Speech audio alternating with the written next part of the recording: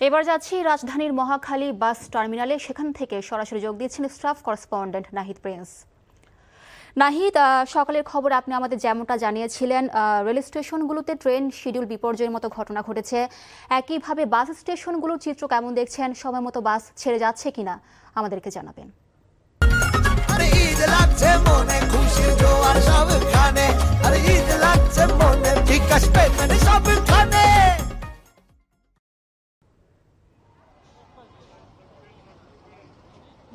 মিলি, ট্রেনের শিডিউল বিপর্যয়ের ঘটনা সকাল থেকে ঘটছে, তবে বাসের যে শিডিউল বিপর্যয় বা ছাড়ার যে সময় সেটি এখনও ঘটেনি বা দেরি করে তারা ছাড়ছে না।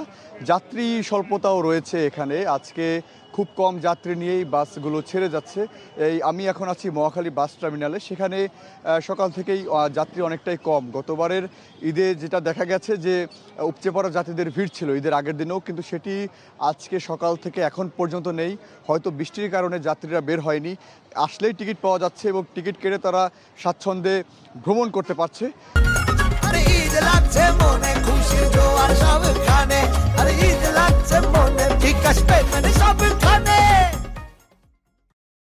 বরাবরই যাত্রীদের যে অভিযোগ থাকে যে ভাড়া বেশি নেওয়ার অভিযোগ রয়েছে, তবে সেটি আজকে সেই সড়ক মন্ত্রী অনেকটা উপেক্ষা করে বলছেন যে যদি তারা ভাড়া বেশি নেওয়ার অভিযোগ পান তাহলে সেটি ব্যবস্থা তারা একদম দ্রুতই নিয়ে থাকেন। এছাড়া তিনি বলছেন যে সরকার নির্ধারিত যে ভাড়া নির্ধারণ করা হয়েছে সেটির বাইরে কোনো বেশি ভাড়া নেওয়া হচ্ছে না। তবে বেশ কিছু যাত্রীর কাছ থেকে অভিযোগ পাওয়া গেছে যে নিয়মিত যে ভাড়া তারা দিচ্ছিলেন সেটির থেকে কিছুটা বেশি নেওয়া হচ্ছে। তবে সরকারের পক্ষ থেকে বলা হয়েছে এটি সরকার নির্ধারিত ভাড়া, কারণ আগে কিছু টাকা কম নেওয়া হতো, এখন সেটি একটু বাড়িয়ে বা সরকার নির্ধারিত যে ভাড়া রয়েছে সেটি রেগুলার ভাড়া হিসেবে নেওয়া হচ্ছে।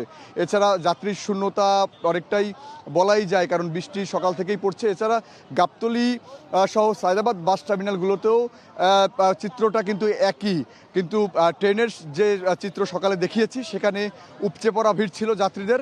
এছাড়া অনেকে সেই ট্রেন ধরতে যেভাবে হুড়মুড় করে ওঠানামা সেটি অনেকটাই ছিল একদম এই যে নারী টানে বাড়ি ফেরার যে ঢং সেটি অনেকটাই ওখানে দেখা গেছে। তবে বাস স্ট্যান্ডে তেমন একটি দেখা যায়নি। মিলিয়েই ছিল সবশেষ। জানছিলাম ঈদ যাত্রার খবর।